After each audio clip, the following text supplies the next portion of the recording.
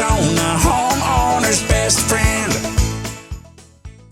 Next tech question before we get to fertilizers is, let's see, Frankie wants to know, how can I get rid of caterpillars without using any kind of pesticide? Well, my first question back to him would have been, what kind of caterpillars are we talking about? What plants are we dealing with? In general, there's one of the most effective ways. If I have a small garden, the most effective way to get rid of the caterpillars is to go out there every morning and pull them off, or even get a little vacuum, so a little handheld vacuum, and just suck them off. So that's a hand method to get rid of them. Now, if I know, and it's also to pay attention that the butterflies, if you see butterflies and moths flying around your plants, they're likely laying the eggs that are going to become the caterpillars later.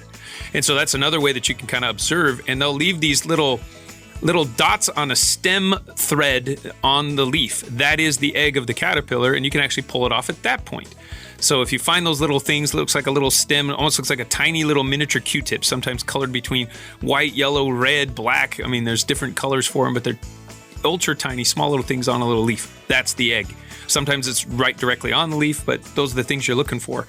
But another option, it is an organic product, so it's a bacteria product.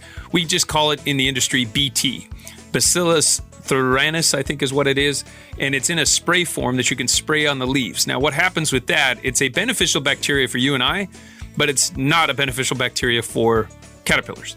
So when they eat the leaf that has some of that Bacillus thurinus, the BT, on it, then it gets indigestion and basically doesn't want to eat anymore, and it stops and it dies. So it never matures and doesn't go any further. It's not going to eat any more of your plant.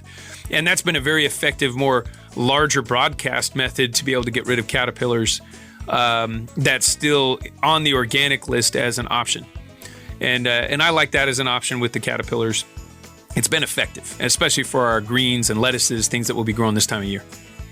It is amazing how things just start showing up when you have a garden. Now, is it that they were there and you just didn't notice because you weren't gardening and messing with your plants? Or is it, is it bird dropping? Is it stuff transplanted in packaging soil that makes it through the filter? How does that stuff just start showing up? Things accumulate. I mean, nature's always in motion. And if you're not there watching it the entire time, sitting out there watching your grass grow, you may miss something. And that's okay, and it's normal. Let nature do its thing. And I think it's just getting in a regular habit of checking on stuff so that you can monitor the health of your garden, just like a farmer would monitor their farm. I mean, some farmers these days are now using drones to do that, so they don't have to go out to the farm anymore. They just fly the drone out, fly through there, and it actually can identify, AI, identify problem spots, dry areas, things like that, just by flying over the farm. But for you in your own backyard garden, take the opportunity to make a moving meditation for yourself.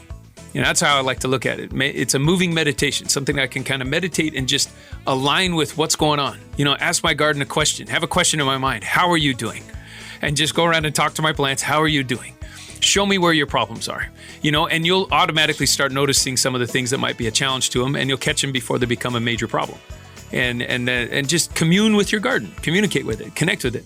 And you'll find yourself likely not only relieving yourself from all the crazy politics and stress of the day, but you'll also find yourself be a better steward of your garden. Rosie on the house, every Arizona homeowner's best friend.